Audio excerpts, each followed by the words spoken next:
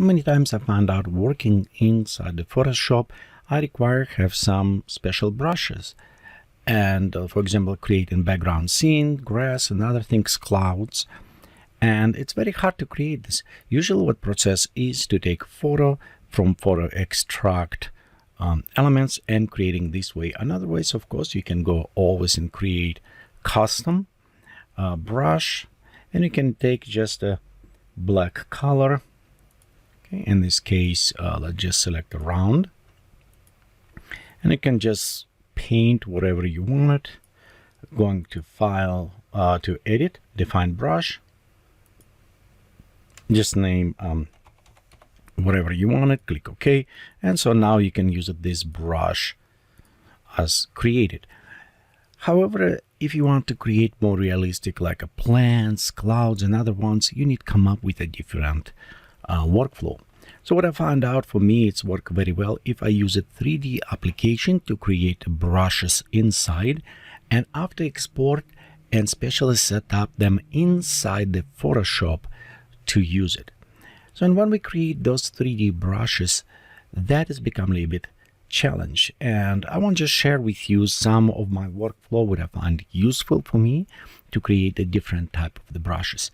For 3D applications, I'm going to use the Vue application. You can do exactly the same with a Blender, Cinema 4D and other, as long you have it output on the ambient lighting on the alpha channel and ambient occlusion lighting. So those ones kind of will be important for us to create a good brushes. If you just have it alpha map, that will work just fine as well, but you will limit it to some specific ways how you can do it. So instead of just speaking, let's go do this. And what I'm going to do, I'm going just to take a plant right now. Let's go just select one, and we'll just, it doesn't matter in this case what we're going to use. I just want to use it as example. Okay, right here you can see we have our tree. We'll take our camera and position. So let's look right now a little bit on the render properties, and this is important. So I'm going to render free user defined for the sizes.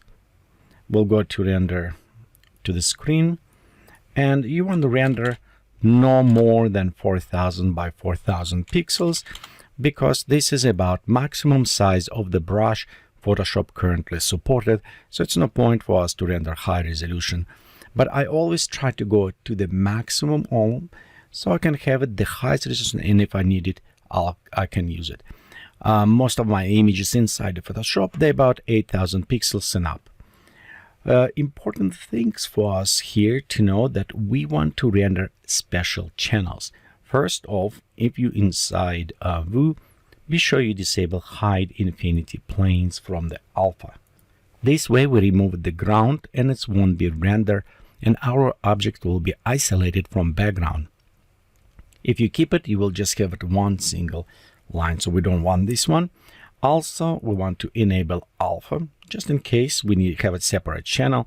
In many cases, will work this way. Also, let's switch to the final, and if we switch final preset, we have an option multipass. This is what for us kind of in a Vue important to use. So we'll enable multipass, go to edit. We don't need the render components, but we want to be sure ambient occlusion is selected. So let's go ahead, click OK, and I think this is done preset. So we'll go OK again. If you want it, you can play a little bit with the lights, but it won't be that much important in this, and usually I'll just leave it as default. And I think right now we're ready to render, so I'm go ahead and click render button. We don't necessarily need even higher atmospheric effect. If needed, we can switch to the standard atmosphere, which will render quite a bit faster, or to any other ones, but for our purpose we'll just use it. Nice settings, and you can see right here we have it passes. First pass, this will be is ambient occlusion. Going over, it's take a little bit time, and it's used to, we'll go probably double pass on this because it's will created first lighting buckets going, and now we'll apply colors. And after ambient occlusion, we'll have a second process when going and render for us all image. Okay, so it's first done, and now we'll go over a second time. Okay, so right here we finish render. Let's go ahead. Okay, and now we'll look on what layers we actually have. You notice as we render, we have our alpha mask normal. So if we need to do, we also have it now icon inside the view where we have it different options. And you can see we have it beside diagnostic, we have it G buffer, but most important on multipass, we have it our ambient occlusion. If we enable, this is what we get it. And again, will be in black and white. It's precisely how our brush will work. So at this point, we're going to save every image, and I would recommend for you to save. Let's go just switch everything to uncheck this one. So we'll go just to normal. So we'll save this image and save as a Photoshop or PSD format. In this case, we'll have an additional channel as a alpha. Just in case, you can also save channel, the alpha, and separate, just go select multipass, ambient occlusion, and save this as well as PNG. Do not save this as JPEG. It's have some artifact. However, if you decide to save as JPEG, be sure you're going inside the options and make maximum quality to 12 or to 100%, so you don't have any compression artifacts. Okay, so we save our file and we have it our Photoshop file, we have it our PNG alpha, and then just in case I save as TFF and compress, there our ambient occlusion. So let's just go inside Photoshop and we'll go inside the channels, and you can see right here we have it our alpha mask that we're going to use. I'm going to just select alpha, in this case just drag and drop on our channel. So we just have right there one applied. We'll go same in our the ambient occlusion. We'll go drag and drop, proceed, because it was 16-bit I save it, and I think it's 8-bit currently. So we'll just go and place on the middle.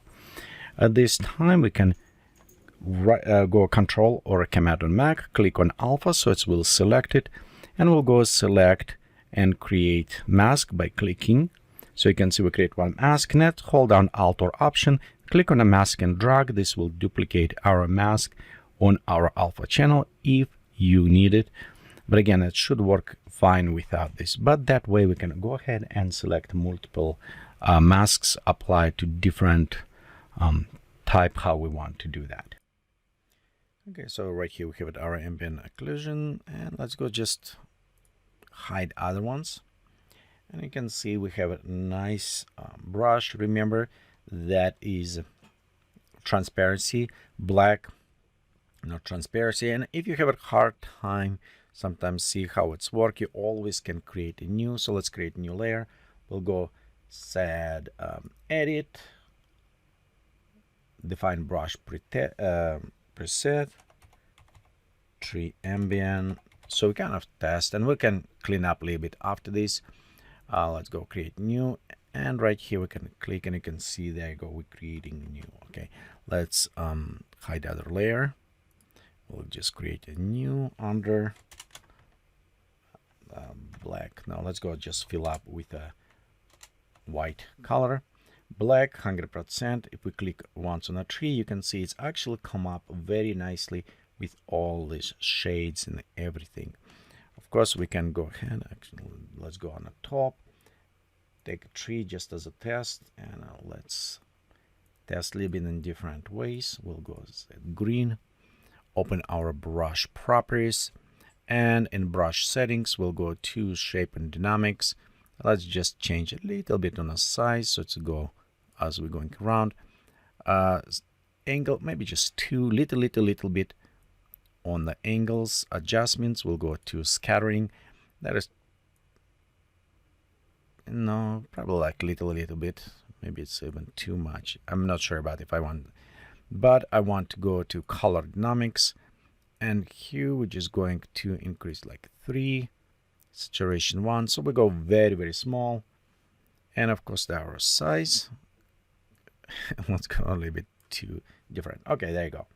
So now we can click, but I think the better if we switch from multiply mode from our normal. So now when we click, we can create those trees, fill up very fast. Okay, this is the messy forest, but tree by itself will be right there.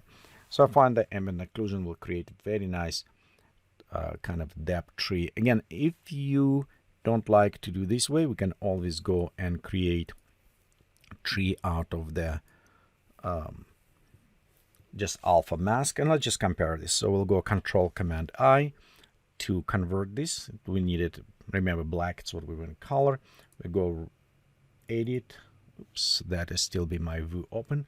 So we'll go edit, define brush, and we'll just says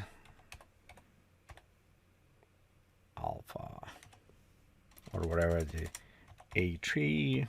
I need to clean up them after. We'll go ahead, click OK, and let's go right there, enable, create new layer, our brush, and we'll just click and create. So this is one brush, and this is what we created with ambient occlusion. Okay, let me post it right there. You can see the different, and in some cases this is work very well if you want very solid, and if you want a kind of adjustment, this is may work very well if we have it like volumetric clouds, we're creating something with a depth, then this way will work very well as well. This is give it a little bit more realistic look, I think, with the lighting. However, keep in mind the lights, how it's fall out. You can definitely see the shadowing a little bit more on the left side than on the right, so it's because our sun going from this direction.